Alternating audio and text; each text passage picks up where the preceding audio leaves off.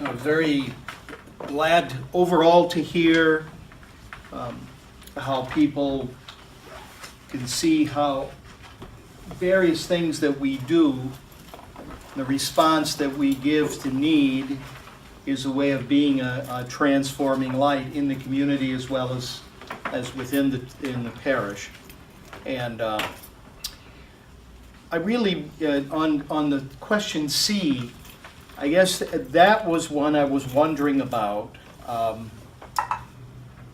because there are people who, and I haven't had that expressed to me in a long time in this church, but there are others in other congregations and other places where I've been that wish the church in general and the particular parish would just be what it's supposed to be. You know, have your service, have your fellowship, do the churchy things, and forget about all this other stuff. Because we have to worry about getting ourselves to heaven and not so much worry about, saving the world around us. And I'm glad that I don't encounter that attitude, at least never it's been expressed to me here, that we only have one thing to worry about. Because I think what I've heard tonight and what I've seen over and over again is that people here understand that it's both and. That we are concerned about our relationship to God. We are concerned because we continue to come back. We come for worship. We participate in the life of the church, but we also try to put our faith into practice more than just doing public worship by doing all the things that were pointed out tonight, all the various ministries and things that people do, beyond the parish. It's just their way of living out their lives. The example of when teachers were, helping people that weren't in their own classes. If we can see from time to time these other things that we do as an extension of our own faith, I think that helps us. One of the reasons why I came up with that one idea for one Tuesday night a month of why do we do what we do? It's had very little traction with people. It's probably the poorest attendance of any of those Tuesday nights as to that particular reflection session. But that was one of the things that I was hoping people would come to that, so we could talk about how we do our job.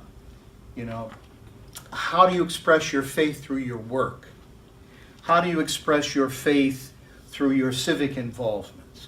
And it doesn't mean that, that we are going out and being preachers on street corners, or in every meeting we have to bring up God.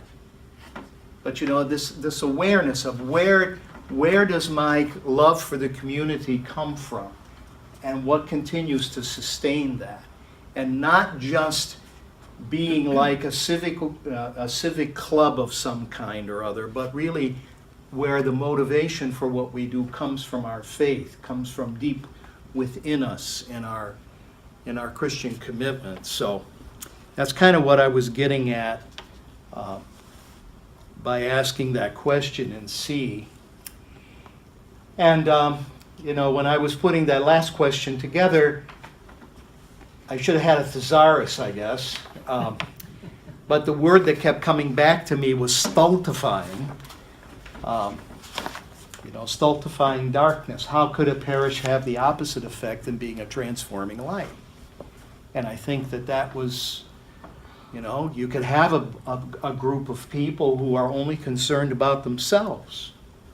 And I've known people like that. And they can't understand why their congregation doesn't grow. And if you try to tell them, then maybe it's because all you ever do is take care of yourselves. You don't even realize that there's a world out there that you should be involved in, because that's what Christ calls us to do. It's like not only news to them, but it's an annoyance, you know. Well, other people can take care of that. We have to take care of our own. We have to take care of ourselves. And that is just a dead end in the end. That becomes stultifying as far as I'm concerned. So anyway, I want to thank everybody for, especially those who have toughed it out over these 5 Wednesdays, and for your honesty and your openness and just your being here, your contributions, you know, bringing the food, doing the setting up, the cleaning up, and everything else that goes into making these Wednesday evenings possible.